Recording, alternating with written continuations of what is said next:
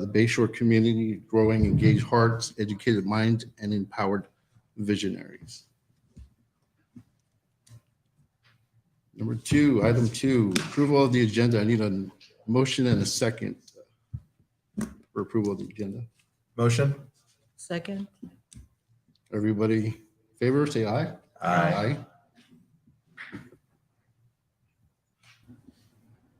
Item three, public comment. Superintendent Ville, are there any public comments? None. Okay. All right, moving down the list here. Item four, consent items. Does anyone would like to pull any items on the consent items? No? No.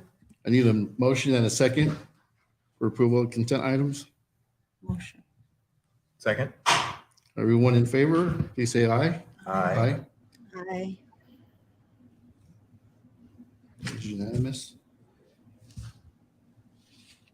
And number five, school reports. 5A is ASL elective presentation. I'd like to hand this over to Superintendent Ville. Thank you. So we're going to be joined by Ms. Alyssa and Ms. Santos, who will present an update on our American Sign Language elective.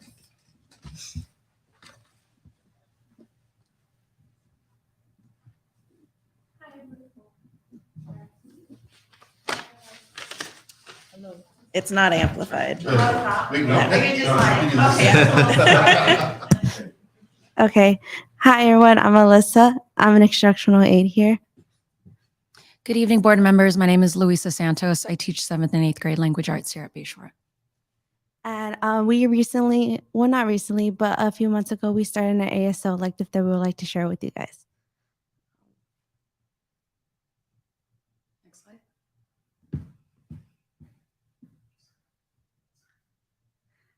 So I'm going to share a little my journey here in Bayshore. I've been here in Bayshore for 7 years now. And last year, it caught to my attention that the kids were very interested in learning a new language. There was a time where I believe we had a sub in the class I was working with. So what I did to entertain them once their work was done was started signing the alphabet. It first started with one kid, then started with 5, and then started with almost the whole class. So after a good amount of time, we were there learning a small chunk of the alphabet, and they fell in love. So once I noticed that interest, I was thinking of, since then, I wanted to do an elective to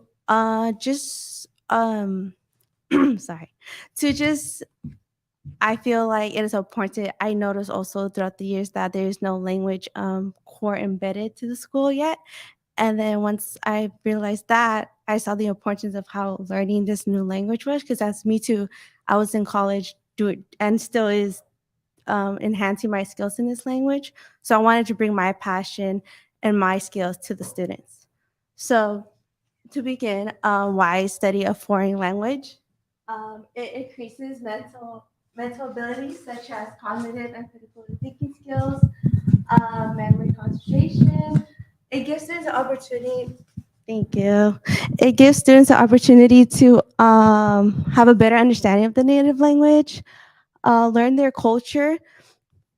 It will be able, they'll be able to communicate, build relationship with these the members of the language, and also once it could help them through their life.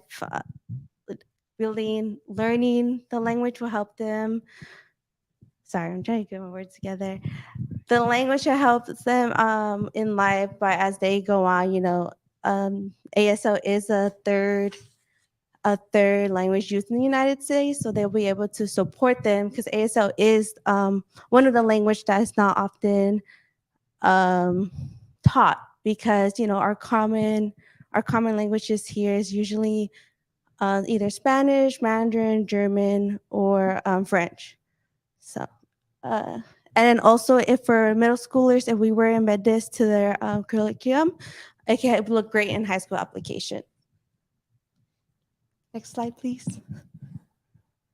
So why American Sign Language? Like I mentioned, most schools around San Francisco, I know that they do have a language course, and usually it's the languages I mentioned is either Spanish, Mandarin, German, or French. If we were to embed this in Bayshore, it will actually be the first school to have ASL. ASL usually begins in either high school or college. That's where I started learning in high school and summer school. So it wasn't really embedded. It was just someone with that same passion to show us. Um, uh, for hearing people, usually, oh, sorry, I just said that. Learning ASL promotes better awareness of the culture and then the hearing impaired community. And then lastly, ASL is the third most common language in the United States. Next slide, please. So the overview of my ASL electives is so far students have learned the alphabets, they learned numbers, they learned greetings, they learned clothing, foods, ethnicity, what else? They learned the culture part is like any other language, there's components of learning a language. They have different grammar, they have a way of breaking down these signs. So we have a video to also share with you guys, and you will hear one of the girls mention the five parameters of ASL. Mr. Dyson, do you mind changing the slide so I can show that?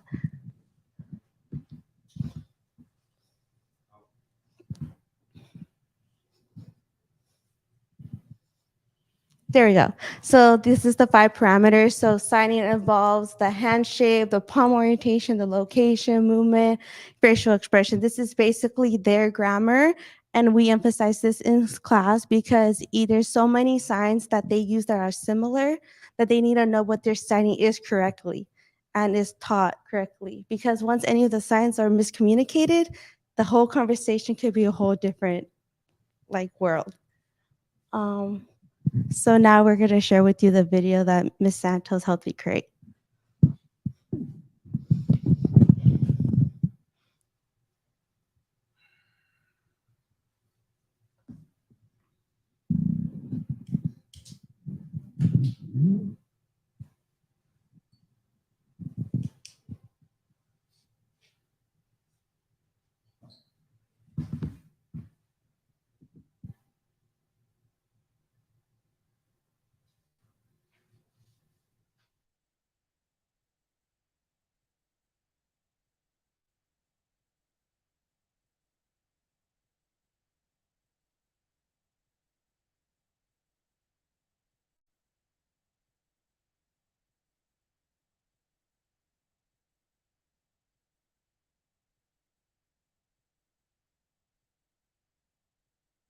Graders, this is Elsie and Jocelyn.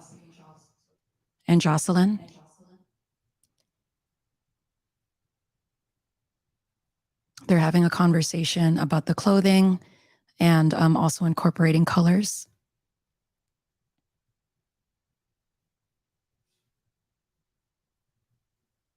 And shades as well. So light blue, dark blue,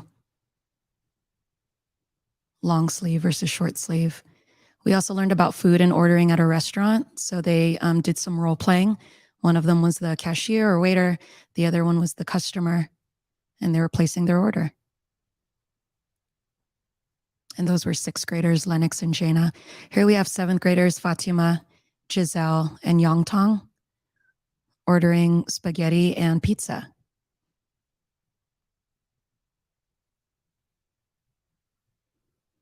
They also learned song lyrics. You can turn the sound on this one. Yeah, this one has sound.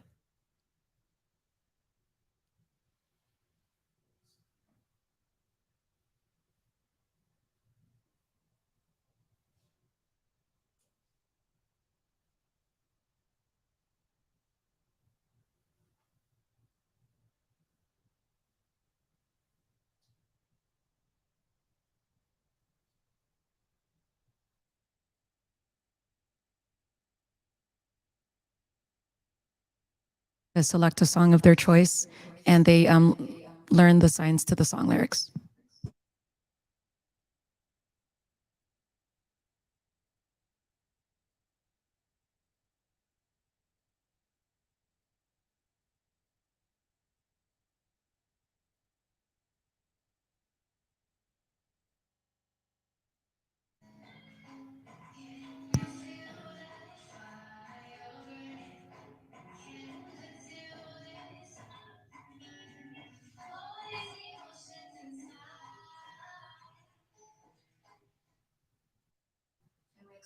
Could just do a verse and a chorus.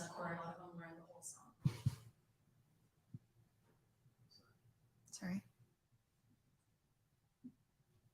So here we have some student testimony. Okay,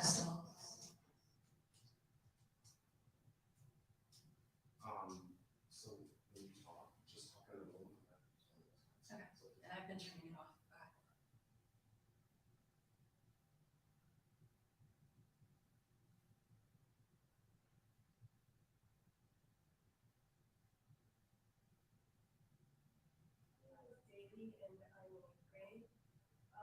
I joined ASL because I wanted a new experience.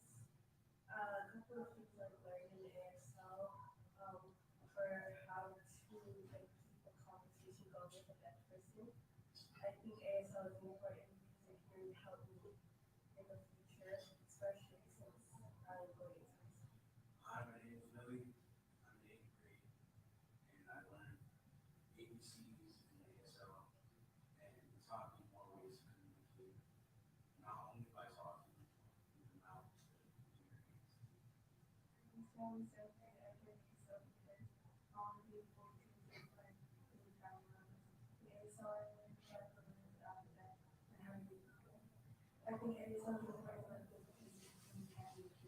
name is Kuna, and today I'm talking about ASL.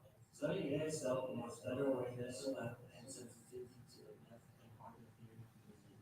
As someone with disabilities, you will develop a strong appreciation for deaf culture and you can promote the language among others.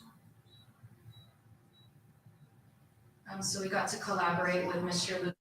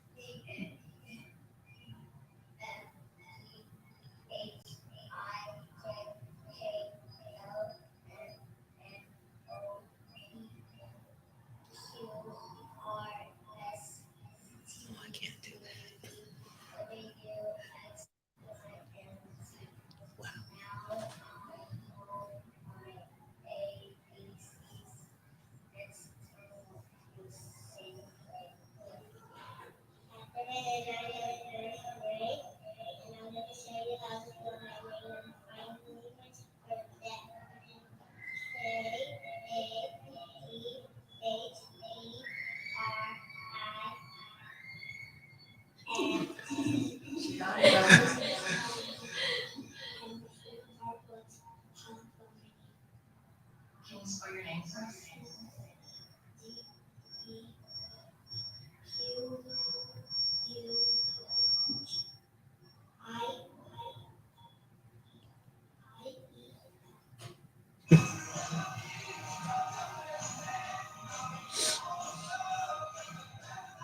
So they performed their songs that they learned to the first graders. We have Elsie and Puna teaching them the alphabet. This is Mr. Lugo's class, by the way.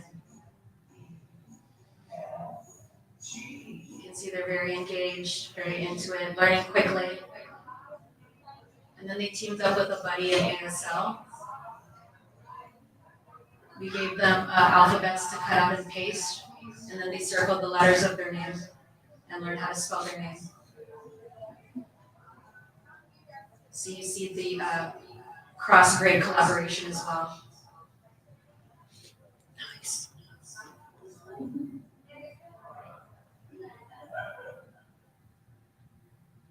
And these are two first graders spelling love.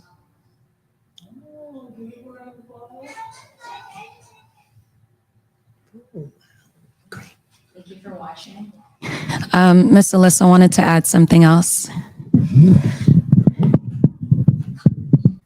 So in a small matter of months, we had you could see how like impactful it made Bayshore so far.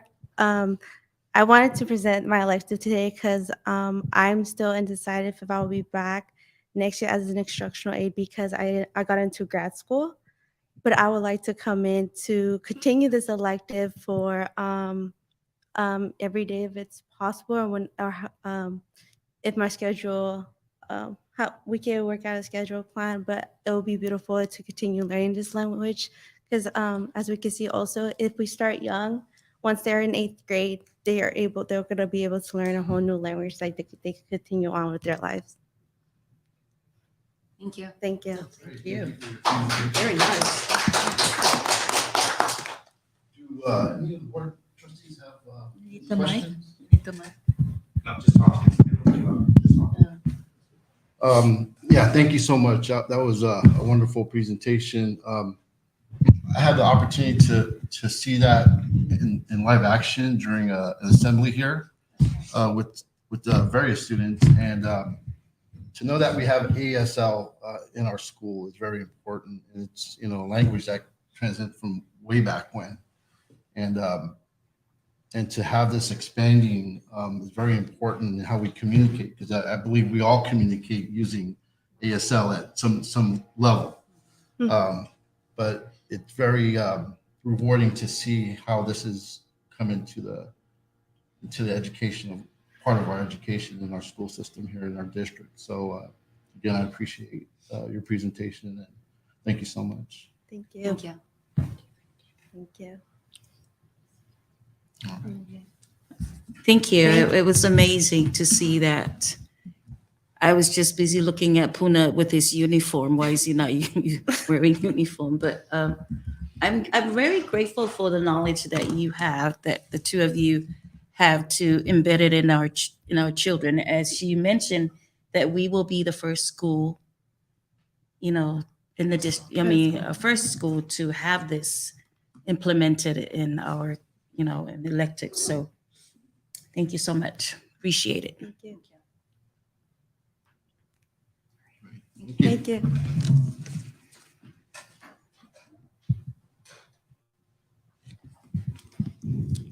All right.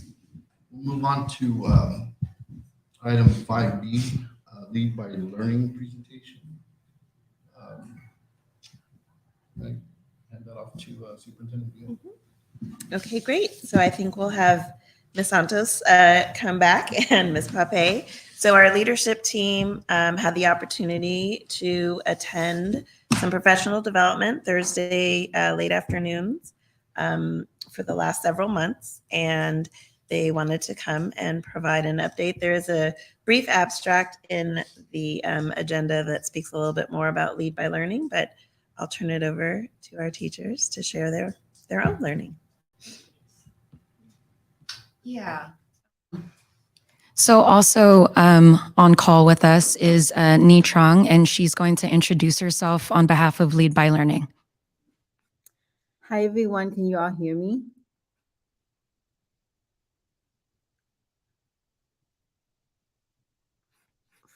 Folks who are in person, can you hear me? Can you give me a thumbs up if you can hear me? Okay, perfect. Good evening, board members and teachers and community. Thank you so much for providing me the opportunity to speak tonight. My name is Ni Trong, and I'm the lead program facilitator at Lead by Learning. I'm the one who has been working with our amazing teachers and staff at Bayshore this year. Just a little bit about our work. Can we go to the first slide? Are folks able to? Okay, perfect. We're a program out of the School of Education at Mills College at Northeastern University. As a program, we exist to create cultures of curiosity and learning rather than compliance in schools and districts. And the way we do this is by supporting our partners to cultivate a set of mindsets and practices that lead to vibrant, robust teacher learning and service of outcomes that they want for their students. And if you go to the next slide, this is a graphic of our root and shoot system. And tonight I'm really going to focus on the root system. As you all know, we as educators are the root system of all school communities and classroom. When the root systems are healthy, educators sustain school communities by scanning the health of their students in school. We creatively utilizing resources and working together to problem solve. And when the root system experience instability, educators begin to burn out, instruction suffers, and school struggles to prioritize or adapt, ultimately restricting students' opportunity to grow. So in our work, we vigilantly attend to schools' root systems. We create conditions that deepen mindsets and practices that enable our educators to collaborate, to attend to our students and their families. We develop root systems that unearth problems of practice, build collective efficacy, distribute instructional leadership, and adapt instruction to support equitable students' growth. We all know that students deserve an education that leads to agency, opportunity, and choice, but not all students have access to this. So this is why we focus on the root systems of adult learning, which is really critical to improve instruction and disrupt predictive outcomes. And this year I had the honor of working with Ms. Santos and Ms. Poppin here, who will talk about our Lead by Learning Network program. And they'll share with you all about the work that we did this year and what they're hoping to accomplish next year at Bayshore. Thank you. Thank you, Nee. If you want to go to the next slide. So just a little bit of history with our connection with Lead by Learning. So we first started with them during the 2020-2021 school year. Audra and Maya and I were coached together. So we would bring what we call a problem of practice that we were facing during distance learning, each of us with our own 3 different hats, as an opportunity for us to come together as we were kind of troubleshooting on a daily, weekly basis. And we had a coach that helped us walk through protocols to really help us understand just basically how to listen deeper and how to really kind of coach each other with these really difficult problems that were coming our way. And so then we took a break last year. We didn't use Lead by Learning, but we were developing the PDSA cycle, which I think you're all familiar with. Is that correct? PDSA? Okay. That's what we were developing it last year. And then I felt like this would be a good way to bring Lead by Learning and to work with our PDSA cycle. And so I asked Maya if there were funds to bring in Lead by Learning for this year to help coach our instructional team. So the instructional team are myself. I'm the 6th grade math and science teacher, but also the STEM lead for the upper grades. Taylor Heinrich is my colleague that does STEM for the lower grades. Luisa Santos again. I'm the ELA lead for middle school. Louis Lugo is the ELA lead for elementary. Mr. Dyson was also part of the team, and Nancy Rozier for SPED. Yeah, so we all came together twice or for 2 hours almost every month. And he really helped us think through what are the goals that we want and what are the outcomes that we want. So we developed goals this year to really help us move our adult learning forward. So the adult equity goals that we focused on this year were teachers developing a culture of peer learning. So we were able to plan and execute peer observations, which we hadn't done in a while.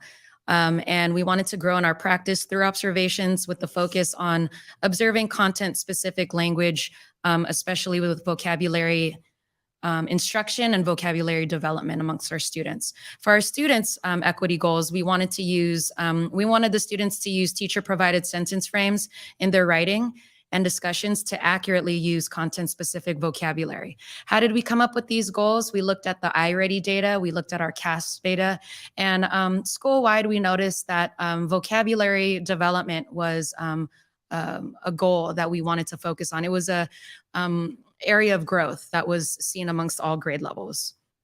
I'm gonna pass it to Sarah again. What adult learning data did we collect? Yeah, so the team, the instructional team, we all kind of separate from our PDSA cycle. We had our own cycle that was talking about vocabulary before we rolled it out to the team. So we were really looking at talking with our colleagues about what were they doing with vocabulary to begin with, because we wanted to establish current reality. So we could think about where are we coming from when we're trying to establish this goal.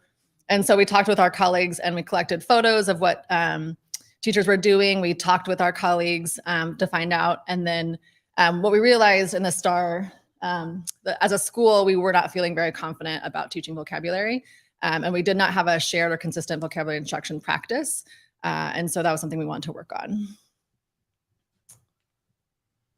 So based on that, the changes that we made with in regards to vocabulary development and instruction, we collaborated with each other to build and modify vocabulary strategies. We tried to share best practices with each other. We placed more of an emphasis on prefixes, suffixes, and Latin roots. I know certainly from the middle school, that was an area of growth for us.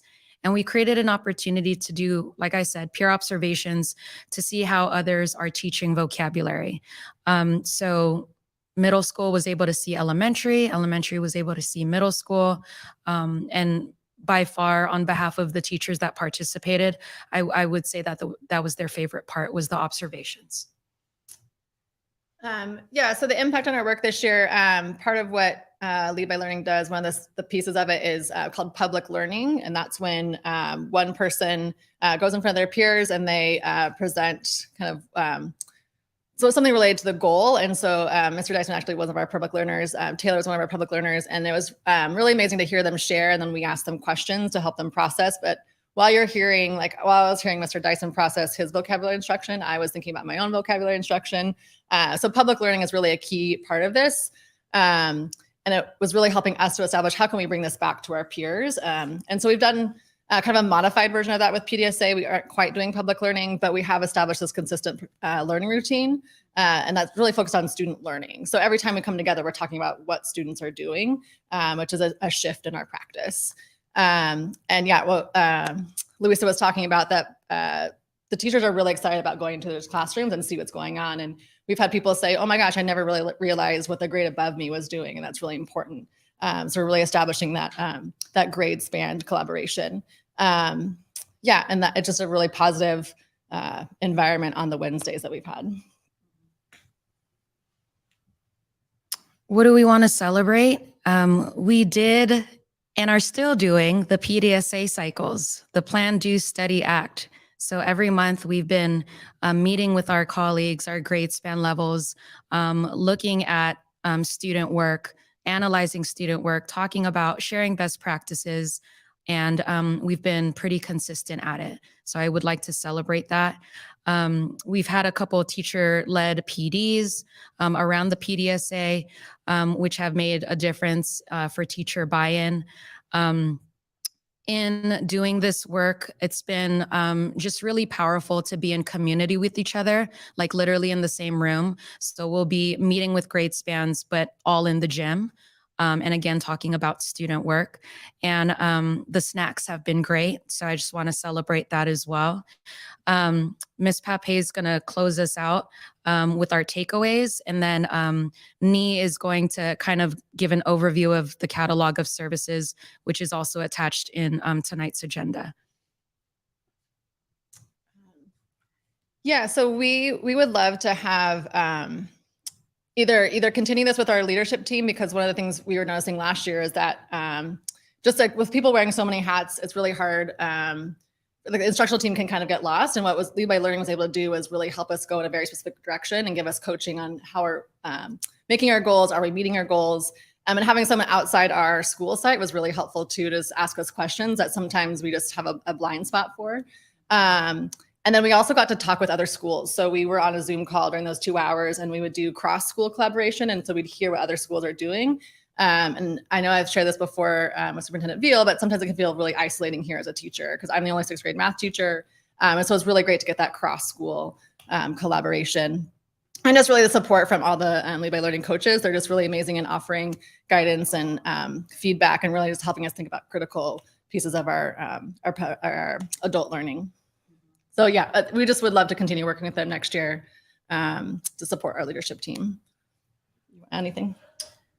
Nee, do you want to just quickly give an overview of what are the possibilities of working with y'all next year? Sure. I think, from our side, we're very excited at the potential opportunity to continue the work with Bayshore next year. If you all have a chance to look through the catalog of services, it will break down more of what that partnership actually looks like. But in summary, the intensive partnership will look like us actually going to the school site and lead help train teachers. So going back to the root system, right? Really training and supporting the teacher leaders, and then supporting them in leading the professional developments that are happening weekly or monthly at the school. Outside of leading those meetings, we also support coaching, one-on-one coaching for the teachers, leaders who are on the team, also with admin. So the intensive service will be like a full-on coaching, training, and really building this leadership. The partnership that we had this year was on 2-hour virtual just with leadership with teachers online, but we're really hoping for the intensive partnership, which I know that whoever will be taken on the admin role, we would love to meet with that person to talk more about what that would look like for Bayshore. Thank you. Thank you so much. Thank you. That was our presentation. Any comments or questions? Thank you. Board Member Rudo. No, I was curious, first of all, how does the delivery of vocabulary instruction dovetail into a child's reading level? And is there any connection between the two? I'm just curious of that. So your question is there a connection between vocabulary development and reading level? Yes, and there's a follow-up question to that. Yes, absolutely. So again, going on with, I can speak for middle school. The knowledge of prefixes, suffixes, Greek and Latin roots, when you have that foundation of the morphology of words, you get to better understand not only using context clues to understand a word's meaning, even if you've never seen a vocabulary word before, but it also helps you in your reading fluency. Because you're already familiar with the root, so absolutely, I would agree that there's a connection. Mm-hmm. And then I was just curious as to what challenges, if any, has there been in delivering the vocabulary instruction to a class that could be at various levels of reading? Because that's one of the things that's been definitely delivered to the board is that in any single population of classroom, right, there could be 2, 3, 4 different grade levels of readers in that classroom. So how does this? Yeah, so working with Lead by Learning has helped us look at those things, look at those needs, those challenges, those issues. We do come across that in all grade levels, students reading at above grade level, at grade level, 1 or 2 or more below grade level. And so Lead by Learning helps us look at that and how we can, better share best practices. Do I have a concrete answer? No, but that's something that we definitely look at like in our work with them. And that's something we bring to our PDSA cycle work as well. And that's something I'm just looking, I could imagine that it is very challenging Mm-hmm. for a teacher to try and deliver content to a single population of students that is at varying levels. Right. Of reading or writing. Yeah. So I guess it's a loaded question, but is this helpful in that delivery?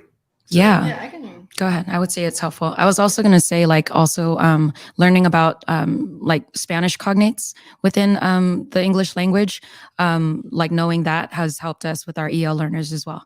Go ahead. Yeah, so I one of my first few years here at Bayshore, 10 or 11 years ago, there was you're going to teach vocabulary, you're going to teach it this way, and you're going to do it this way. It was very rigid. Mm-hmm. And what's really nice about Lead by Learning is we're looking at together, and teachers are looking at their own data and making their own realizations and being like, oh, I'm realizing that actually my students don't know this. And so something that Lead by Learning does also is when you have a goal, what are your indicators of success? So what are you looking for? And so helping teachers understand is your child actually meeting the goal, or what do we want to see in the classroom? And so actually helping teachers really focus on that student work, where sometimes there's just so many things that you could be focusing on as a teacher. And so this is really helping us hone in on the vocabulary, if that answers your question. Okay. Yeah. Sure. I mean, I'm just thinking of it now that we could show y'all a PDSA cycle. So you can see the process and what we do, how we go through it. And like Sarah mentioned, really crunching numbers of the percentages of students who got it, who are approaching, and who still need a lot of support. Yeah, and I'll just add on that when we say we look at data from our stance at Lead by Learning, we really look at students' data, right? We always ask our teachers to come to the meeting with students' data, with students' work, whether it's a video that they recorded of students practicing vocabulary. that they have learned, or of, sentence frames that they use, and to really take a look and go through a process of really having teachers being vulnerable and share out, what they're seeing from the students' data, which will then help them to know how to plan for instruction, whether they need to support students, in various different levels. But I think it's really important for educators to really take a pause, look at data to inform us of where we're going next. Would you guys have your individual data on this Lead by Learning? I heard that you guys been around since, how long you been around? 15 years? And we implemented in here we adopted 2021? 2021. That was a different model. When we did it with that was just Audra, myself, and I getting coached on how to kind of problem solve with our own. We didn't really do the whole process. So this is their first year we've used them in combination with our PDSA cycle. Oh, so that's what you meant to go deep into intensive. Okay. Yeah. So, like I said, if we were to continue the partnership, and if you look at the catalog of services, we could continue, doing the virtual sessions, but she's actually encouraging, and we would love if we could have more of the intensive support so they can come on site and work with our teachers and have a more intensive coaching model. But like I said, there's options out there, and, if funding is appropriate, we'll look at that. But just wanted to speak to the benefits and the growth that we've gotten as educators from working with Lead by Learning. Yeah, wonderful presentation. There was a lot of information that was shared there. One thing I wanted to point out is the collaboration that Ms. Pape had mentioned. I think that's one of the biggest things, is feeling that isolation from just being in the school, but reaching out to others and kind of picking their brains and see what things that you can bring back into the school district with our students. But that's something that we as a board can really put our minds together and think of how we can continue with this program. So, but great presentation, great information, and I want to thank Lead by Learning for all that they do as well. The first name is Nishan, right? Nee. Nee? Yeah, NHI. Thank you, Nee. We appreciate you. Thank you, everyone. Appreciate you all too. Spelling, how does that come into play in the studies? Yeah, spelling, same as vocabulary instruction or development. The educational pendulum kind of swings, year after year. There's trends in teaching this, there's trends in teaching that. Spelling and handwriting, teaching cursive. These are things that aren't as explicitly taught anymore, or as much. So yeah, I know for middle school, we don't do spelling instruction. We don't do spelling tests. Although for one of our middle school rallies, we had a spelling bee.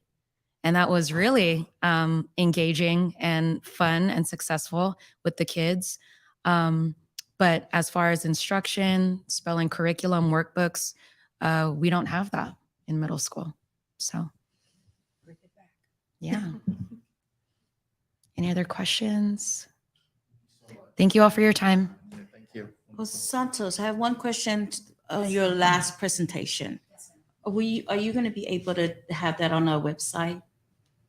To share that on our website? Yeah, we can Okay. upload it on the Bayshore TV YouTube channel, perhaps. Yeah. Everywhere, Mr. Dyson said, worldwide. Oh, I mean, that's the purpose of why we have those things, ain't it? Yes. This is the way to promote or advertise for our school, is And to I- use all those avenues. I agree. And I just want to celebrate the progress that we've seen with our middle schoolers. They wanted to take it for 2 trimesters. Only a few phased out. They wanted to try something different, but she left. Almost everyone has stayed since the last trimester. So they really want this. They really find it useful. We've used it with some of our kids in the SDC class. As you heard, Easter, she has family members who are mute. It is absolutely useful, applicable, and it just brings that cultural awareness of disability visibility. ASL is becoming more in the mainstream media with ASL seen at the Super Bowl. It was in the new Creed movie. It's everywhere. It's on TikTok, and the kids want to learn this. So yeah, I agree. Thank you. We will definitely post it. Thank you. Maybe there's Thank you. a summer school opportunity. All right. Moving on to our next item, 6A, BGC Summer Programming Update. I'd like to turn this over to Superintendent Beal.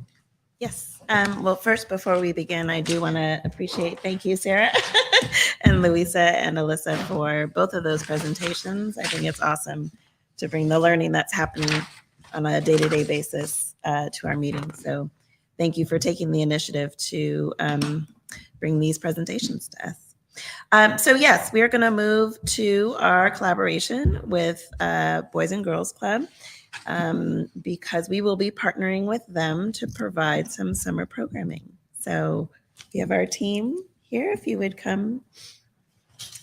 So we have Ruby, Cynthia, and a new member. Yes, so great to be back with you, Bayshore board members. My name is Ruby Fong. I'm the regional director up here. Cynthia is the site director, and we have her new hire for the assistant director, Ed. So Ed comes with a background of experience from Boys and Girls Club in Redwood City, and so we're happy to have Ed join Cynthia and continue to do some great work here at Bayshore. We're going to go through our summer program plan. And so as Mr. Dyson presents it on the screen, we'll just kind of go through it really briefly, but obviously open it up to any questions afterwards. The goal of our program doesn't change in terms of always keeping the students as our North Star and making sure that we align our mission and vision with all that we do, with all of our youth growing up to lead fulfilling lives fueled by their passions, talents, and a love of learning. And to empower the youth in our community with equitable access to social, academic, and career opportunities to thrive. Sorry, that was the next slide, Mr. Dyson. So that's our BGCP mission and vision. The next slide, we're actually going to be talking about our summer goals. And unfortunately, I missed it to fill in there on this one. But our target enrollment for applications here at Bayshore this year is 130 students, with a goal to have an average of daily attendance of 100. And that's really based on the numbers that we had last year. Our enrollment was at about 85-ish, 86, and then we had about 65 students on an average daily basis last summer. Now that was a very quick setup for summer last year, and the goal is to try and increase it this year. Our current enrollment right now, as we've only advertised just within our student program for the most part, is 54 students who have applied, with the grade bands breaking down for first grade being 10 students, second grade 10 students, third grade 8, fourth grade 13 students, fifth grade 3, sixth grade 4, seventh grade 2, and eighth grade 4. So as you can see, we're really trying to be specific with the grade bands to identify where we can really maximize the need for any of the grade bands, but there's still plenty of room. All right, and we can move on to the next slide. So our program dates, our summer program is running from June 15th through July 21st. And so the reason is just to give us time to train our staff. So we will be training from the 12th through the 14th. And there are 3 dates where we will be closed. So the 19th because of Juneteenth, and then the 3rd and 4th of July as well. Okay, we can go to the next slide. So training dates, as I mentioned, the first one will be on a Saturday, June 3rd, and that is our Galileo training. So we do partner with Camp Galileo, and they have their leads come and lead the training with us. So we get to see the projects that we will be creating with our students. There will be art and science, and this is mainly for our first grade all the way to fifth grade. So that will be the focus for them in a portion of our summer program. Then on Monday, the 12th, it's going to be at Bayshore, but it will be virtual. So that will also give us time to just prepare and organize ourselves.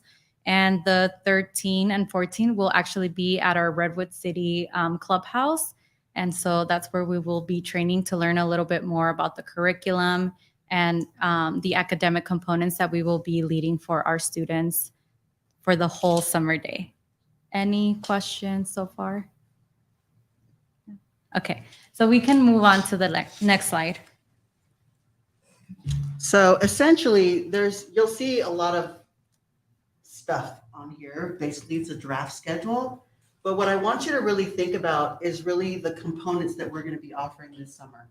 So for the academic block, which is really just in the morning from 9 to 12 p.m., is 3-hour blocks, and actually it'll break down to about 55-minute blocks, just so that there's some transition in between each class. But the first academic program is going to be over here on the right, is our summer brain game. And it's a BGCA, Boys and Girls Clubs of America curriculum, spanned for K to 8. And it has components of subject curriculum spanning from math, literacy, science. There's all different kinds of curriculum in there that is really meant to learn, but in a fun way. And so it doesn't feel much like school, but it will be very much like school. It's the art of manipulation with students in summer. Then for the second block, we'll be focused on our literacy program, which we currently do during the school year. We'll do that 2 days a week, Monday to Thursday, with our social emotional learning. And we'll be using Second Step for K-5, and we're actually trying to figure out what our middle school curriculum will be for SEL. And then our last one is MindWorks. And so for middle school, it will be around STEAM. So it'll be incorporating all of the science, math, art, kind of subject curriculum. And then then all the students will get lunch. They will get hot lunch here at Bayshore, delivered to us by the Boys and Girls Club. And then here in the afternoon, after lunch, the students will go into PlayWorks. It's structured play, just to kind of get some of the energy out of the way. And then they'll transition and go into Galileo curriculum, which is hopefully really fun and engaging for the students here. We did it last year. It was very new for them. This year, the theme for Galileo is dinosaurs. And so we're excited to explore some of those projects with all of the students. And then basically it's a little bit of supervised play as we're waiting for sign out at the end of the day. Questions so far? Are you guys going to have any outside field trips? Yes. It's coming. It's coming. Okay. Next slide. We can skip these next two. What we have done, just really quickly on the slides that you just saw, is that we have adapted a schedule for Bayshore teachers should they not want to work a 7:30 shift to like 2 o'clock, which is the part-time shift. We've scheduled it where it's 2 different blocks for part-timers, but we actually are accommodating for full-time shifts just to make sure that we can cap, that we can meet the need or the demand for staffing. And so fortunately we have Ms. Carpenter, who has already signed her offer letter to work for us full-time this summer. I think for the first 4 weeks, Yes, because she had the commitment on the last one, but we will figure that out. And so we're happy to partner with her and have her join our team, learn our curriculum, and work with the students here at Bayshore. We also have Irene, the librarian, who will also come on board part-time, committed to the morning shift. But we will work around any teacher schedule with whatever they want to do, because we feel like it's a really awesome opportunity to work with your students and see you outside of the normal classroom type of instruction during the school year. So moving on to that other slide, which is going to answer your question about field trips. We have broken down the dates and the places that we are going to go by grade band. We did this strategically to, one, keep it grade specific, but also with the Academy of Science, they have a dinosaur exhibit there, which will line up really well with our Galileo theme. But each grade band has a cap ratio of 20 students. And so being able to take 40 students with like 4 staff is going to be the perfect ratio. And so then it doesn't pull us away from being short-staffed with the remaining grade bands that stay on site. So we purposely kind of spread them out. On the days that the grade bands don't go off-site, those grade bands will also have some sort of celebratory fun Friday event that happens on site, so that they don't feel like it's school every day until Monday through Friday. San Francisco Zoo has been selected for grades 3 to 5 on July 7th, and then July 14th to Alcatraz for grades 6 to 8. But that's middle school. And because Bayshore is a small, we're estimating it to be a small middle school program this summer, we're actually partnering with Woodrow Wilson with their 6th grade cohort that we're serving there this summer. So it'll be a small cohort from Woodrow and a small cohort from Bayshore coming together as a community to sort of create some community partnerships with students in the same city, but still keep it small enough so that there's no chaos. But we'll have enough staffing from both sides. There will be a leadership representative from each of the teams, as well as the instructors to go all day. Would you be able to accept additional chaperones, adult chaperones on some of these field That's a trips? great question. No. I wanted to go to Alcatraz. Okay. I mean, she has a really good point for children Yes. that are challenging behavior. Yes. Are She you does. guys able to control the child? Or are you going to ask that parent to take the time to go with you guys? I don't think Ms. Brown wants to come handle those. I can handle In that case, yes. I just want to go. with I you do, guys. but I can handle them. They're my friends. So for the strongly challenged students that we maybe anticipate having, we're also talking about potentially hiring para-educators if they have them. Currently at Bayshore, we're willing to hire them to stay on if they want to. If there aren't any at Bayshore that can't do it or have other commitments for the summer, we're willing to also post it so that we can look amongst the other neighboring districts, school districts, to see if they have people who are willing to do that.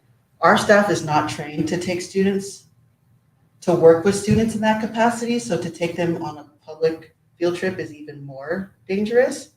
And so we won't take those students if we can't take them with someone who's trained to work with them. Yeah. It's a safety issue more than anything else.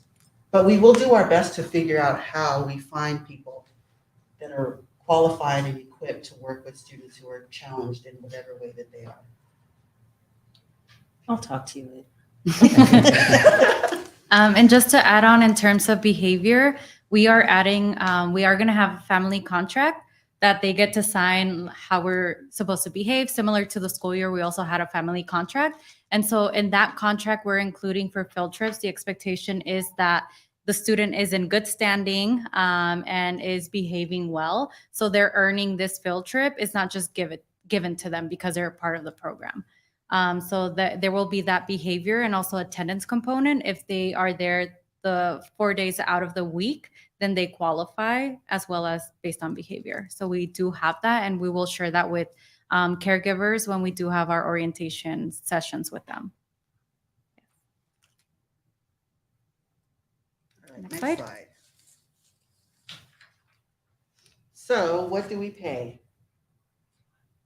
That's our salary range, from $21 to $29, depending on experience. If they are a classified teacher here at Bayshore, there's no doubt they're going to get the max on that. But let me tell you about the curriculum. It is a really low lift. It's high quality, but we have a program strategy team that will provide all of the training. They will create the scope and sequence of the curriculum. So all you do is just come in and prep the materials that you need and get really familiar with the content so that you can deliver it for that day. And there's prep time allotted in the schedule for everyone to have at least 45 minutes a day of that, if not a little bit more. So. So even though you are advertising that for the staff here at Bayshore, regardless, you will have a full team regardless. Yes. Yeah, one And way or summer another. class. Yes, we Yes. will have Okay. enough staff. Yeah. But I'm like, okay, so why are you advertising for staff if you have staff? We don't have, the reason we're advertising is because this is the first time we're doing like 2 shifts. And so because there are going to be 2 shifts, we need almost like double the amount of staff because some will be coming in from 7:30 to 2, and then the other will be coming from like 10 to 5. So that's why we need more support this summer. There's that component, Yes. but this is the only school of the 4 schools that I'm working with this summer that we're actually explicitly advertising to. Mhm. The reason for that being is that it's one school district. It's such a tight-knit community. Why not partner a little bit more closely to develop those relationships, both as an after-school program and a learning program during the day? And so we find this is an opportunity for us to also, as we look at it being the summer school program for Bayshore this year, it may not always stay that way, but this is our opportunity to also build these relationships and work with our students all together in this kind of capacity that can flow into the fall. I totally understand, but if I was a staff, I want my summer to Oh, myself. absolutely, You know, yeah. I would like to spend summer, but now I'm a little bit concerned if you don't have the team to provide the service, because now you have 2 transitions, which is now concern me if you don't have enough staff to complete the task. Yeah, We're at about 40% capacity for staffing for this summer. I just got a call before this board meeting that there are 85 applicants in the QE, so much so that our recruitment team can't handle. And so we're also going to be taking on some of those recruitment responsibilities to make sure that we can move these people in the pipeline pretty quickly. I anticipate that we will be fully staffed for the fall, for summer.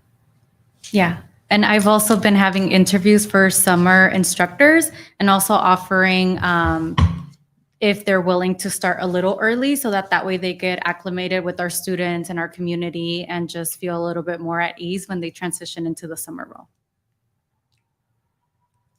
We're gonna have to revisit the staffing before summertime comes. In regard to If they're, BGCP? if they're gonna be fully staffed. Well, it sounds like they are. Yeah. It's just they're giving us the benefit of the community, the They're benefit. not. But it sounds like they got 85 people, applicants. Well, then That's a lot. applicants that were not yet, they're not now, they're not Yeah. hired yet. So you just want them to report Right, back. to see if they're Right. fully To staffed. confirm that it's Yeah. full staff. Yeah. And we have that deadline. I'm assuming we have that deadline before the program starts. Yes. June 3rd.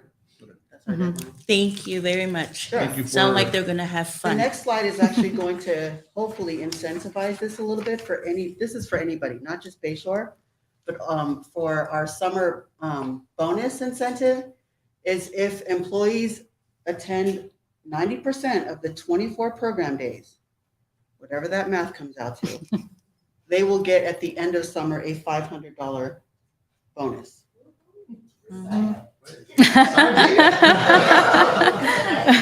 Yeah. So it's just 24 days. And so if that's enticing enough for teachers or anybody in the community, hopefully that helps. Because this is how important it is for us to make sure that we deliver on what we say. And then they should apply on the next slide. There's the website there. It has all the listings of all the sites where you can go on to bdcp.org/careers and see all the listings of all of our sites everywhere with openings for whatever and wherever. But if you know anybody who wants to come to Bayshore, please send them to this link, and we will answer any questions they need or help them along their choice for work, either this summer or forever. Mhm. Do you guys still have those cards that you were handing out before, as far as for? The hiring cards. All right, I hiring. think we're supposed to be provided us. getting them next week. Okay. So let me double check on that, because I know the recruitment team is bringing something next week. I don't know if it's cards or something else. Right. I think that kind of helped out. Mhm. Any questions, concerns? Any other board members have any questions? No, thank you so much. Thank you for your presentation. Is he gonna say anything? Oh, yes. Go ahead, go ahead. Yeah, good evening, ladies and gentlemen. I think it's important that I introduce myself or a little bit about my background. My name is Eduardo Reyes, and just like Ruby had mentioned, I come from Redwood City. I actually have a history with the Boys and Girls Club. I was a club member as a kid, so I was fully already aware of like their mission and the kind of work that they do. I'm really excited to come to your community and bring all the different ideas that I have and ways to implement. I know program has been a little difficult being so understaffed, but hopefully I'm able to come here, meet and talk to a lot of you, and hopefully bring that collaboration like we were talking about forward and providing the best type of programming that we can provide for your community. Nice to meet you. Nice to meet you. I have a question. Yeah. Are you going to stay longer? Yes, yes, I'm planning on staying as long as. Good to know. Thank you. I want stability. That was part of his contract. Commitment. And Yeah. no $500. So, yeah, we get enough perks. Thank Yeah. you. We got work. Great, thank you. Thank you. All right. Moving on here to item 7, human resources. Approve the 2023-24 school year calendar. I'd like to hand that over to Superintendent Veal. Okay, thank you. So the process for determining calendar is a negotiated item with the teachers union.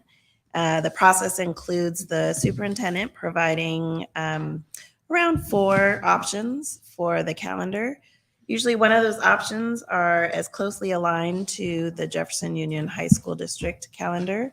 And then the other options are a variation of that. Either it's an adjustment of the days associated with holidays, shortening kind of the time within that we start the school year and end the school year, of course, adhering to the requirements of the school year, et cetera. So I presented options to BTA membership, and BTA membership let me know that they chose option A, which is that option that was most closely aligned to Jefferson Union High School.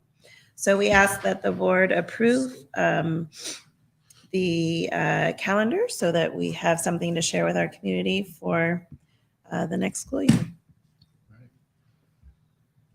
It's really appreciative that that the PTA were able to choose or chose the option that it's slightly related to the Jefferson. Here's the thing why, because some of the children, they have siblings that go here. Some of them, they are in Jefferson School District. And just imagine how hard for children to come to school and they have siblings that are not in school anymore. And so it's nice that they were able to consider that. So thank you. Thank you. If I may add, something that you might notice that looks a little different on this particular calendar is that we are going to be providing 2 parent-teacher conference weeks. Historically, Bayshore has only offered 1. And in a meeting that I had with the staff, I shared my own personal view as a parent who has chosen a career where my reality is that I give more to other people's children than I do my own in terms of time and participation in their schools. I really found as a parent that the opportunity to connect with my children's teachers very important in terms of the village that I was creating to support my children's educational journey. So I just really want to use this public forum to appreciate staff for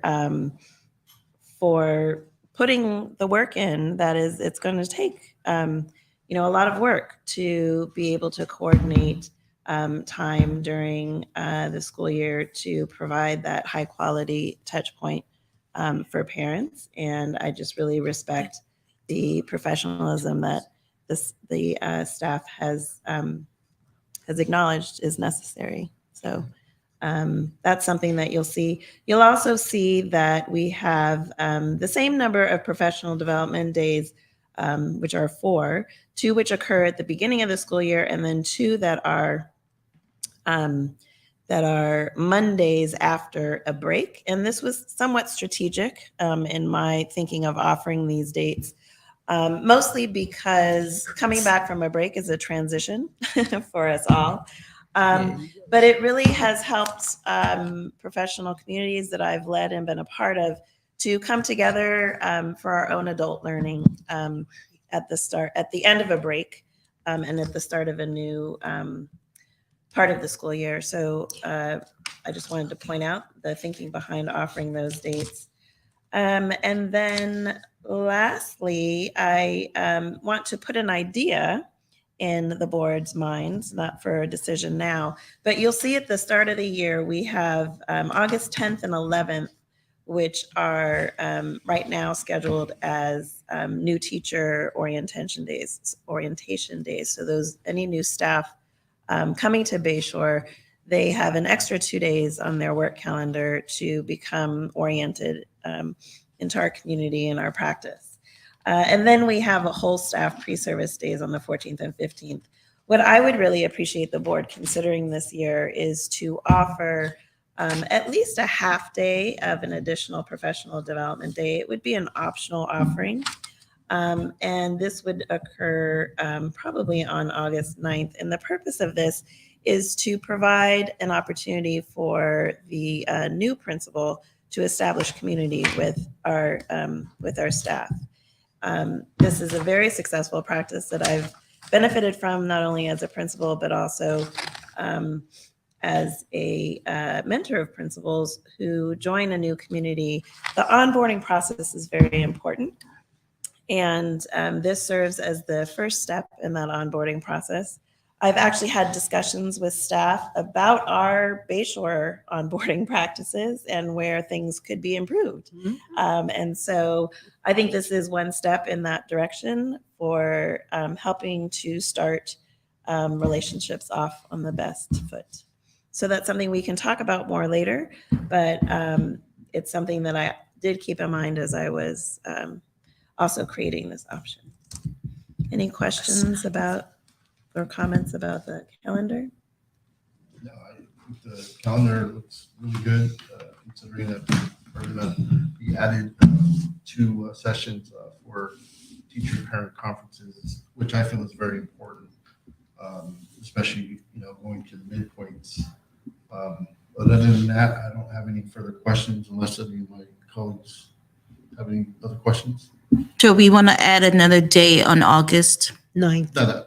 We're not going to talk after, about that yeah, now, but yeah. it's just something that I'm proposing as one way Okay. to help with the onboarding. So what I'm going to ask the board is we approve this. that I need a motion and a second that we approve the 23-24 school calendar year. Motion. Second. All right. All in favor, say aye. Aye. Aye. And that was unanimous.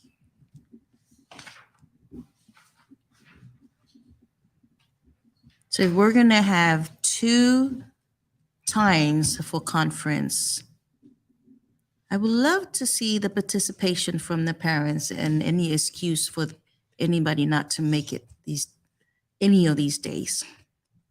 Or how can we assist them if they can't make it to teachers conference, parent and teacher conference? Well, I think one thing that my understanding that has helped parent participation and things like this is the opportunity to have virtual meetings. And so I'll be talking with the staff about how we can make Thank you. Opportunities to connect with our teachers as equitable as possible for our parents. And that can range from times that conferences are offered or the format. So it could be in person or virtual. But those are conversations that I'll have with the staff to make sure that we're all on the same page. But I do believe that offering some variation for access will perhaps help the attendance of that. Thank you.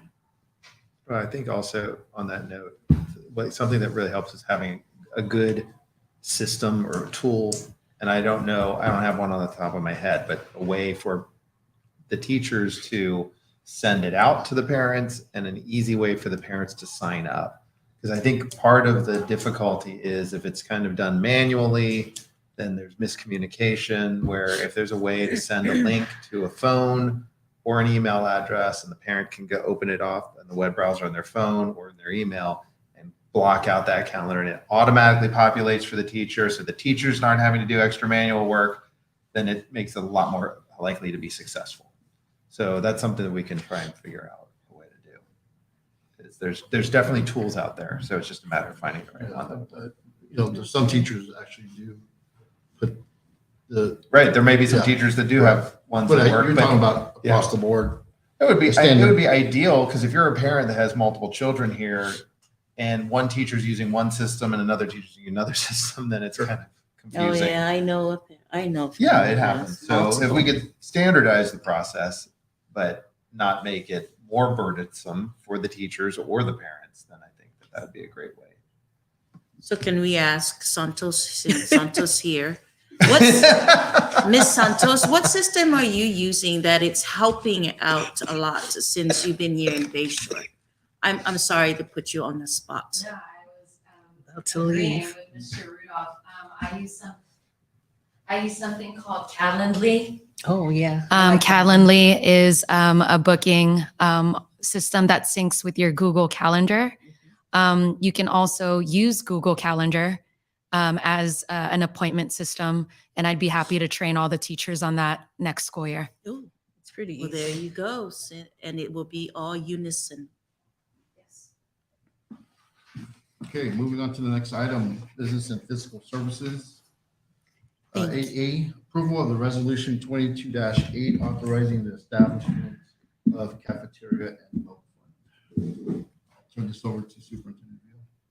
Yes, so these next two resolutions, 2208 and 2209, come from recommendations from the County Office of Education, San Mateo County Office of Education, to help with the purpose of some of the general funding practices that we need to have. So these are necessary to put in place so that we can make sure we're doing our correct reporting and auditing and deposits, etc. So the recommendation is that the board for this item approve the resolution 2208, which authorizes the establishment of a cafeteria and milk fund. I move to approve resolution 2208. Second. All in favor? Aye.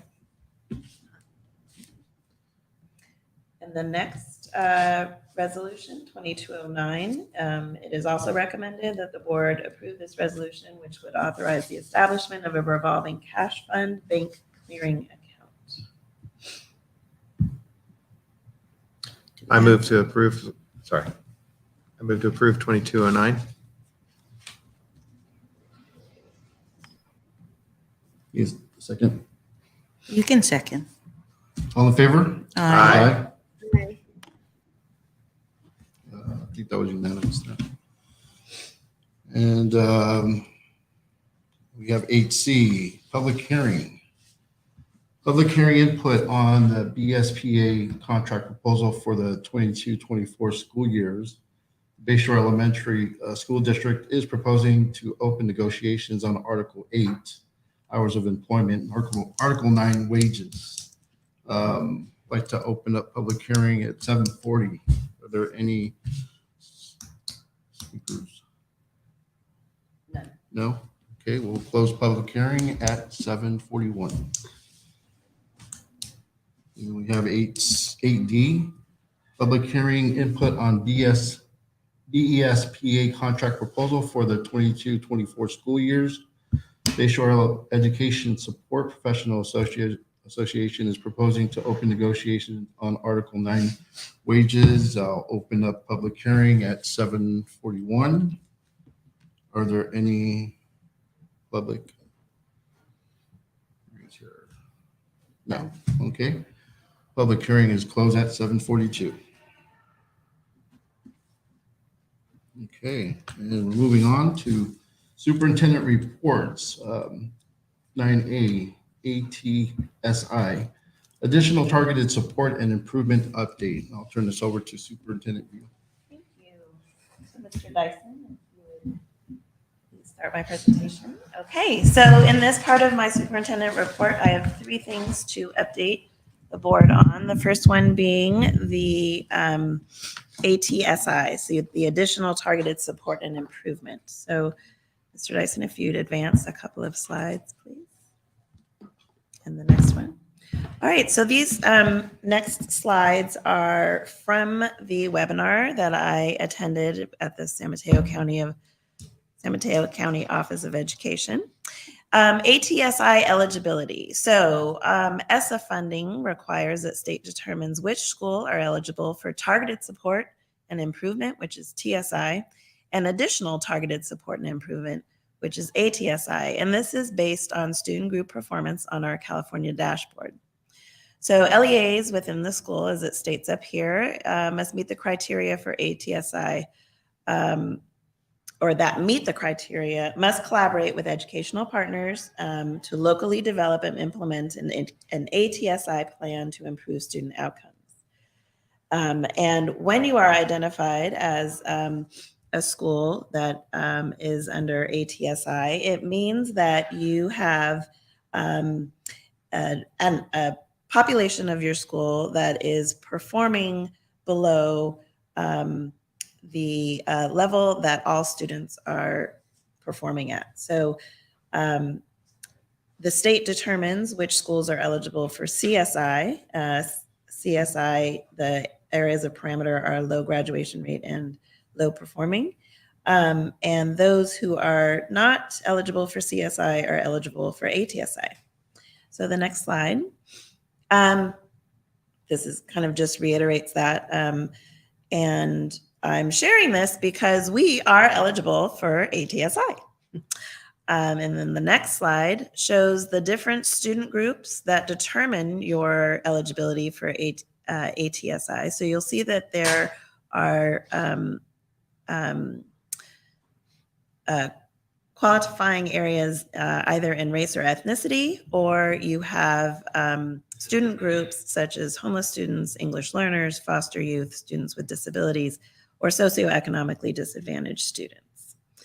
And so if you go to the next slide, Mr. Dyson, there's a little difference in how this eligibility is reported. So in the past, if you might recall, on the California dashboard, there were different color indicators. So you had red, yellow, orange, and green.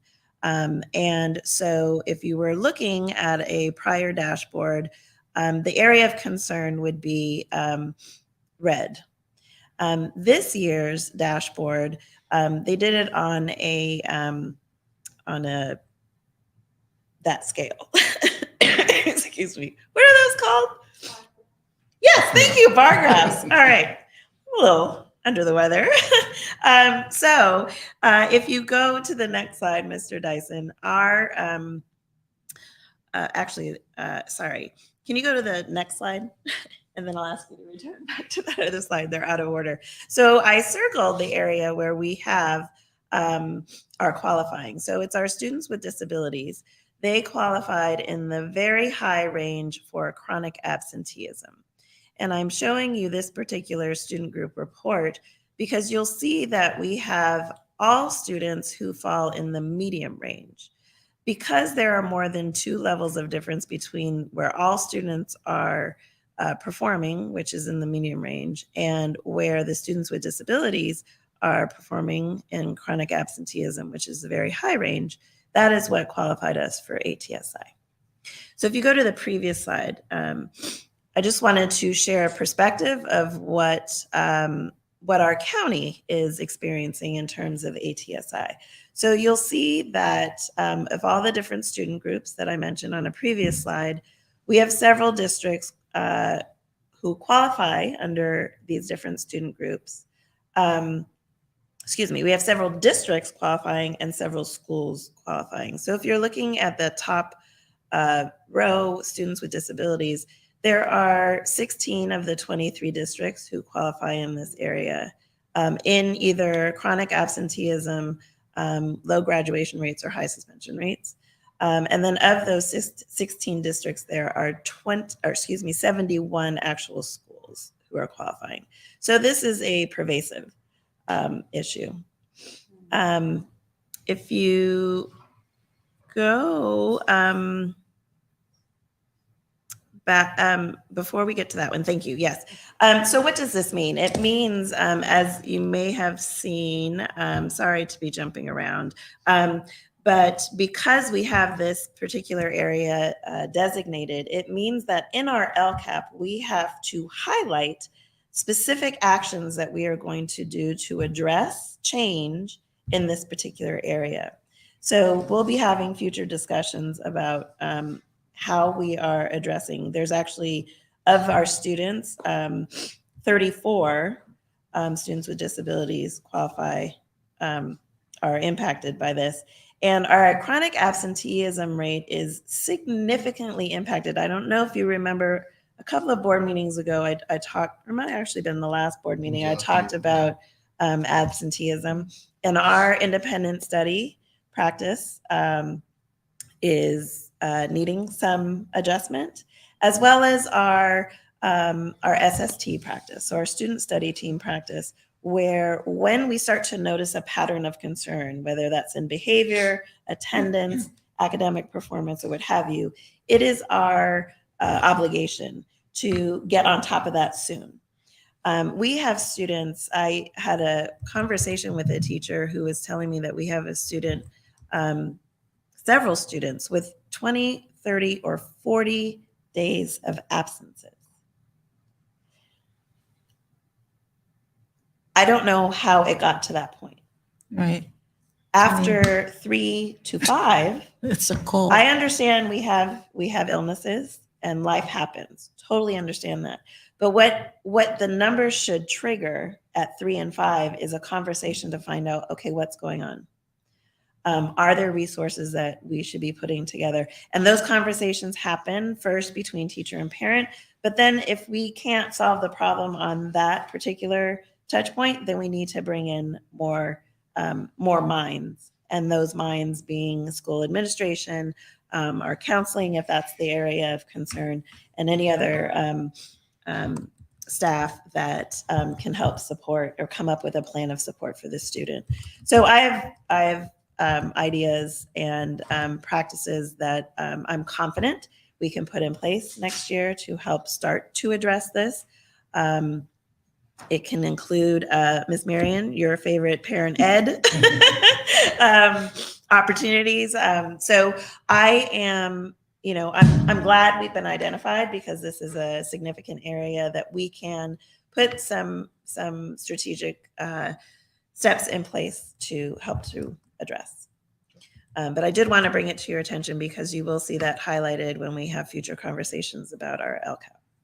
So what is the step that is going to be implemented right away? Well, the first step is after first step, second step, then the third step. It's the last step. What do we do? Isn't that involved the law? Well, it depends. Yes, there are some practices that if you are on top of noting absences and are putting different attempts in place to help to correct it, and if that is unsuccessful, then yes, you have what's called a SARB process, where the family has to come before a board, which is not this board, but it is a board provided by the county to perhaps see if there are services beyond our capacity as a school or district to support the teacher, to support parents. It does elevate the situation. And hopefully what we'll be doing on our end will alleviate the need to get to that step, but it does exist. So it's just a matter of just taking the systems that we have now and enhancing them. Putting some systems in Enforcing them. Yeah. Yeah. So that's all for ATSI.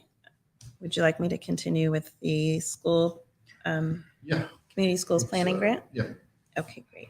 So Mr. Dyson, if you'll advance, thank you, to the next slide. So as I mentioned at our last board meeting, we were hopeful that we would be awarded the community schools planning grant. And just a couple of days later, we were.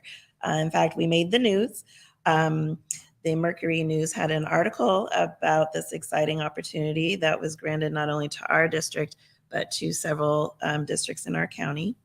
Our particular plan, I've highlighted these next two slides just to give you a very brief overview of aspects that were conveyed in the planning, in the grant submission. So the first year, this award is $200,000. It's broken into 2 years of work.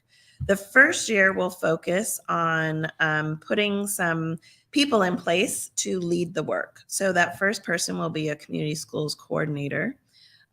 This salary, it's a full-time position, and the salary is going to be partially funded by the grant.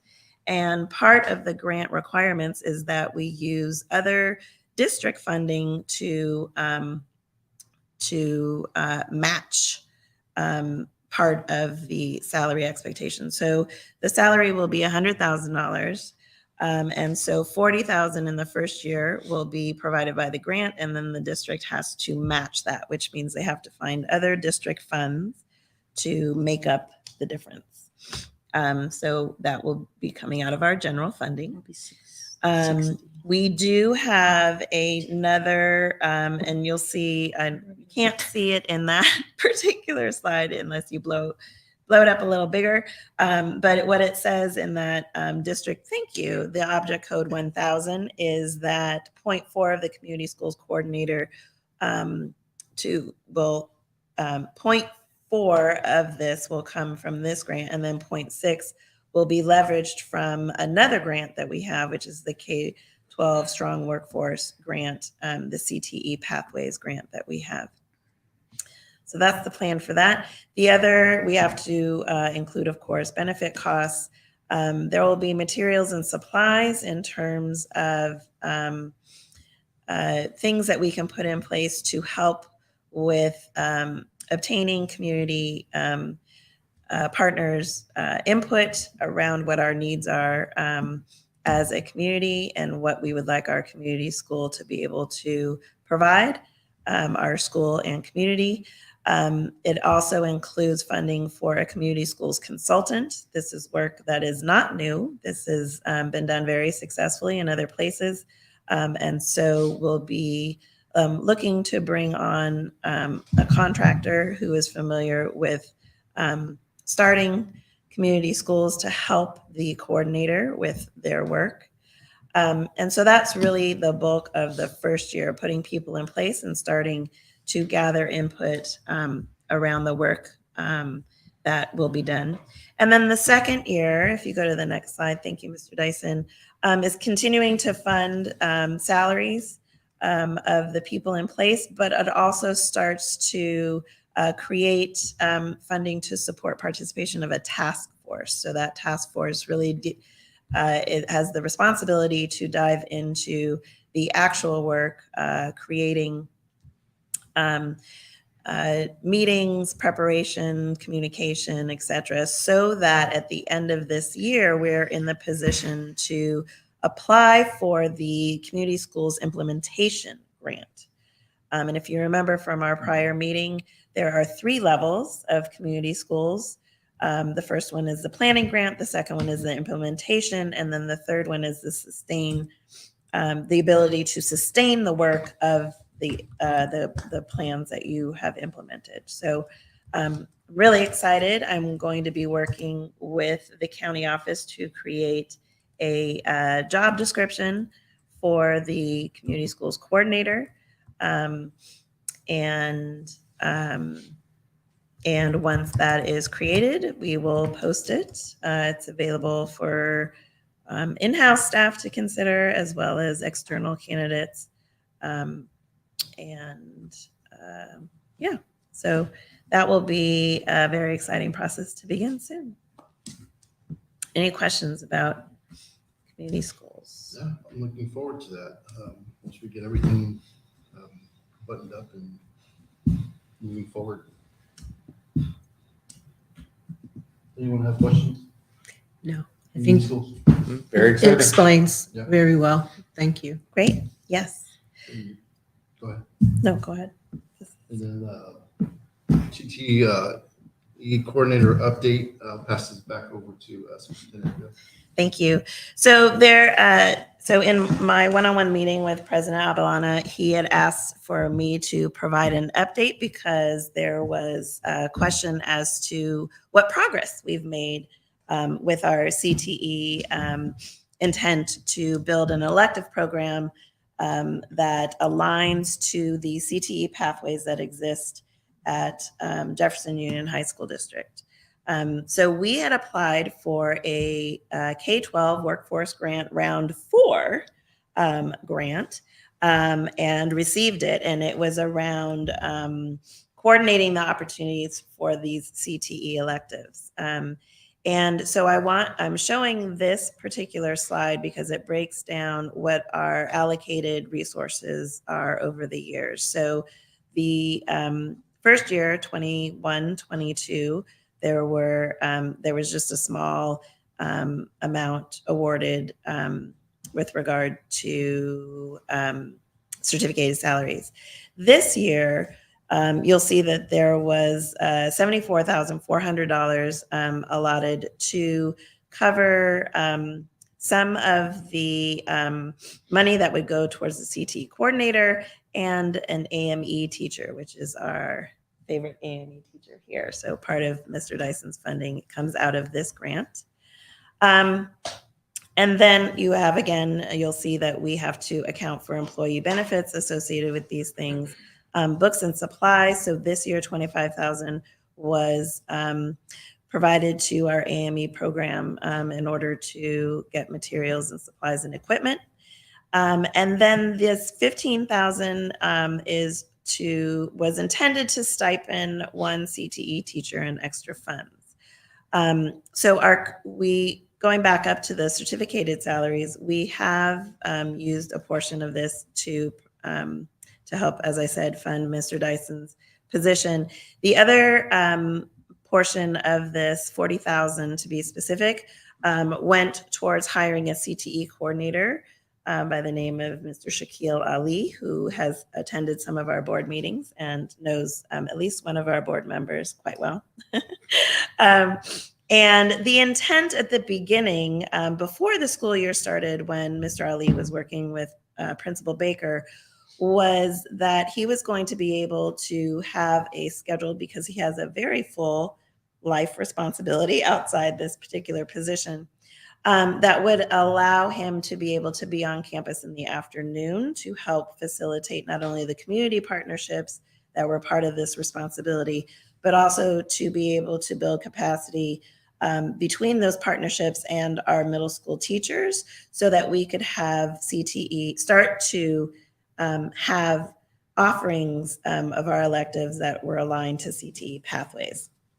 So there were a couple of barriers that got in the way of that plan, one of which was the schedule that Mr. Ali thought he was going to have did not come to fruition, and so he was not able to be on campus with the regularity that he had hoped. The other barrier was that the community partnerships that he was hoping to be able to create met with some staffing challenges. And so the ideas that were initially thought could happen didn't happen. And so the reality that we're facing right now is that we don't have electives that are CTE aligned. So we're regrouping, and Mr. Ali has, realized that the work that he had intended to do could not happen. So what was allocated to go to him, not all of that money has gone to him. And what I'm in the process of doing is hoping that it will be able to carry over into next year. So he's been paid $10,000, so $30,000 is what remains, and then I'm hoping we'll be able to carry over into next year, so that, and if you remember the community schools slide, it's this grant that would help to fund some of the community schools coordinator, because part of this community schools grant is to continue this CTE aligned work. I do have a potentially very exciting opportunity that I'm hoping we'll be able to have more conversations about with regard to CTE aligned exploration electives for next year.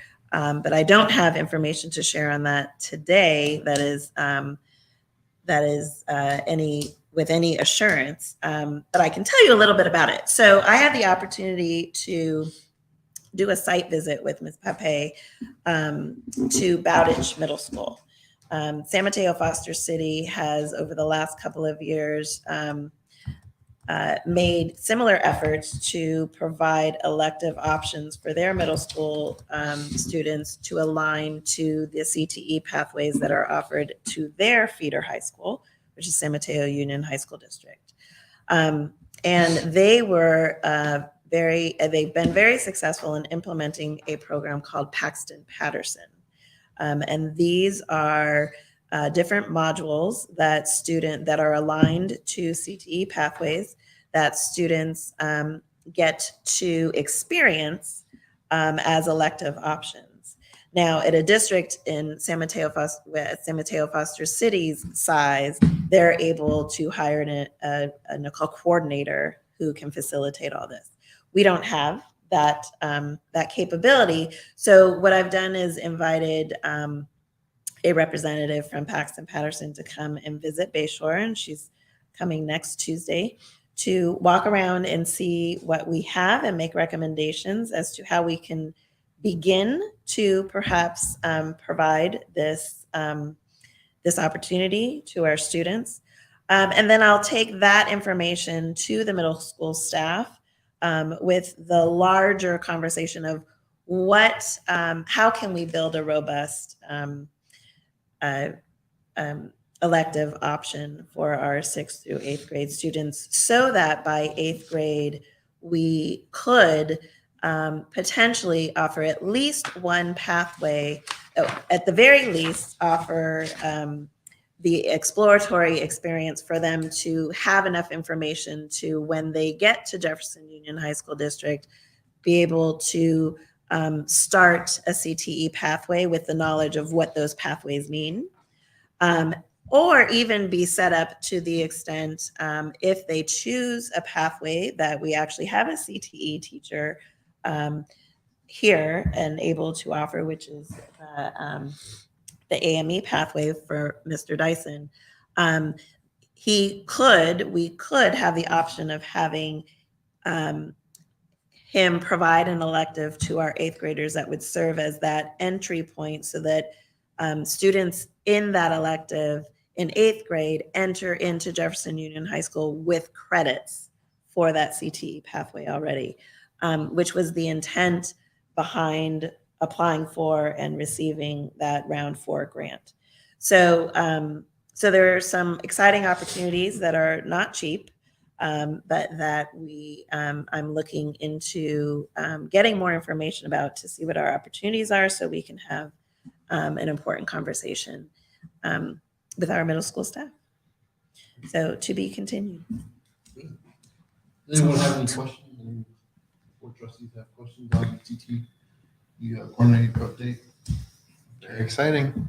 Thank you. We look forward to it. I'm sorry, are there two separate grants between CTE and community school grants? Correct. Okay, two separate. They're two separate grants, but fund similar opportunities if we choose as a district to have that focus. And we have.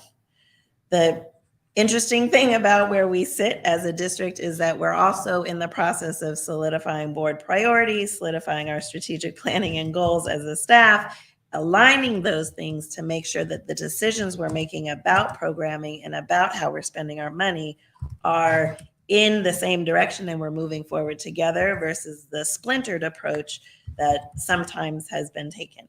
So, we're trying to bring things together and move them forward together, and we're in that process of working that out. Okay, thank you. All right, we're finally at number 10, board reports. Any board members? Start from there. Trustee Brown. Okay, I'll attempt and also add that Rick and I attended the senior program up at the community center about a week ago.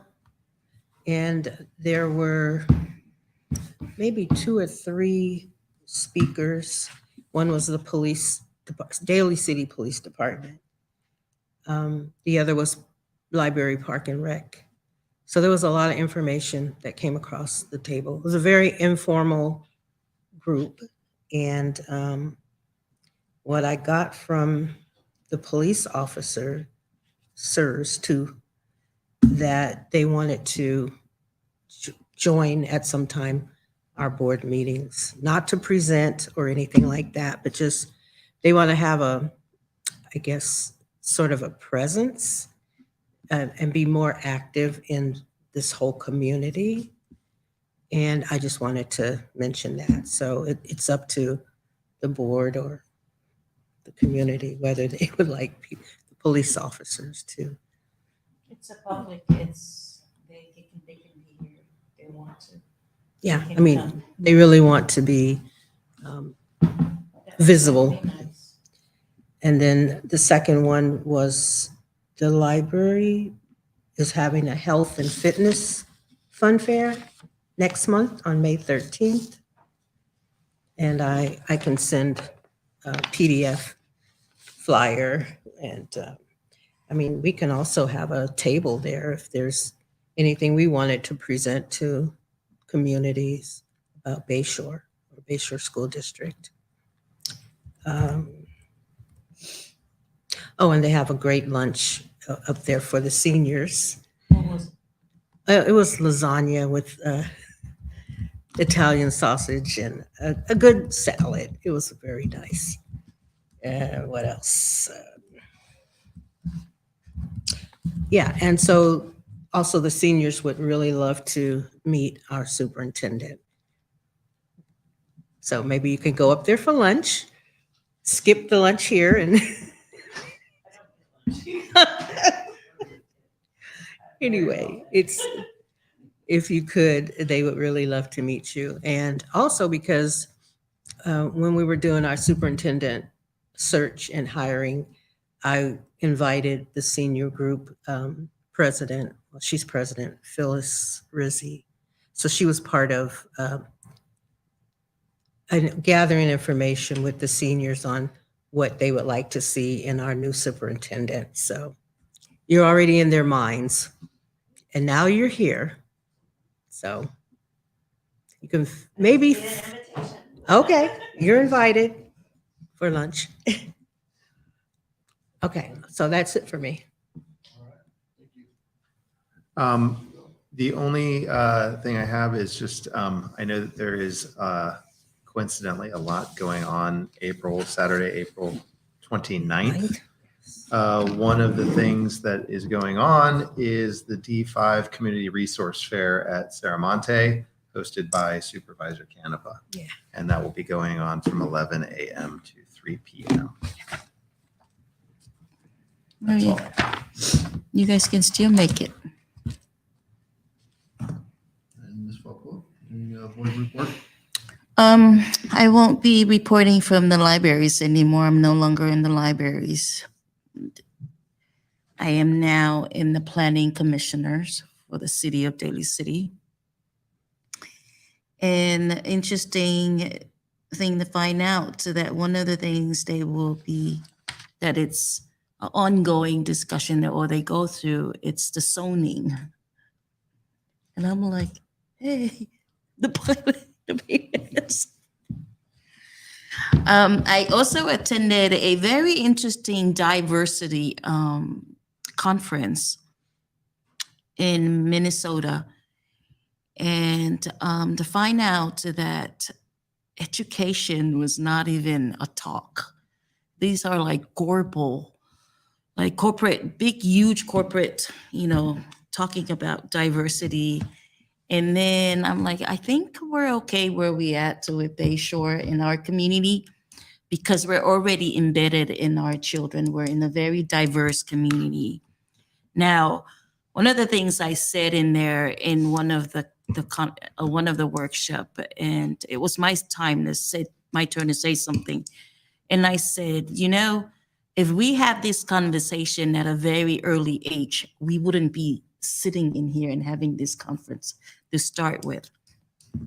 And to find out that I was the only Pacific Island woman in the whole conference, which was almost 1,000 participants, which was very interesting. So I'm proud where the Bayshore is at, and I'm very excited with the board that we have, that the diverse of our board and who we serve. I think that's all I had to report. Looking forward for the 29th and even to see, hopefully we'll have time to see the play that Mr. Dyson is pulling. I'm looking forward to see that. Thank you for all the staff, for all that you do. And Ms. Seville, thank you so much. Congratulations on your appointment. Congratulations. Oh, thank you. It was a lateral, right? I was caught up short. Like, I just want to echo. Oh yeah, Sorry. Ms. Cabanero, do you have any board report? I just wanted to let you guys know that I've been taking a class for my graduate studies, and one of the classes is positive behavior support. And I know that at Bayshore we have students with challenges, and it could be difficult sometimes to stay in a positive mindset. I was wondering if maybe Mrs. Veal and I could talk more about my knowledge that I have gained and some of the tactics that we've talked about in class to help support the teachers at Bayshore. Absolutely. Great. We can do that. Sorry, I was looking up there, but you're over here. Yes, we can be sure to cover that in our one-on-one meeting. That'd be great. Yes. I just wanted to share that out because that has really helped me in my classroom lately. So just wanted to share the knowledge with Bayshore staff as well. And I'm also looking forward to April 29th. Sure. Thank you, Trustee Cabanero. For a minute, I didn't know where you were for a minute, so thank you. I just want to echo some of the things my fellow trustees had mentioned. The senior meeting was very interesting, and the reason why we want to be engaged with our seniors, because at one time we were before, so it's a matter of re-engaging. And a lot of them are wanting to meet our new superintendent here. And that's something that we'll look forward to. They made suggestions that at one point or another, they'd like to come and help out at the school. So there's many opportunities for our seniors in the community. We had Pam Giovanni present, DCPD was present, and there was probably about 25 individuals at this meeting. So we look forward to being there in support during the monthly meetings. Again, I think we're all looking forward to the study session on the 29th, and that's from 8:30 to 1:30. And, I think it's going to be great. We have a new board member, Trustee Kevin Arrow. I think there's going to be a lot of information that's going to be shared. And I think for some of us, it's kind of a refresher course that we can all come together again and kind of talk about things and working together, and seeing the success of us as a board and with our superintendent, Gil. So, and that's all I have to say. And then I know at the same time we're in the study session, there will be a huge party going on that Spring Gil is Fest. throwing. And I'll hand that over to Superintendent Ville, who will share most of that information with everyone. So. Just a little bit of it. So I got an email today from our PTO president, Ms. Calantes, and she asked if I would remind our community, especially of our parents, that we will be having a PTO meeting on Monday, April 17th, in room 205 here from 5:30 to 6:30. And on our agenda is this update on our Spring Festival event that will be here. There are some very nice posters around school letting us know about this. And so updates and planning for the Spring Festival is on the agenda. Christine from the Daly City Bayshore Public Library will introduce the free online tutoring that she introduced to us at the last board meeting. She'll be sharing that with parents.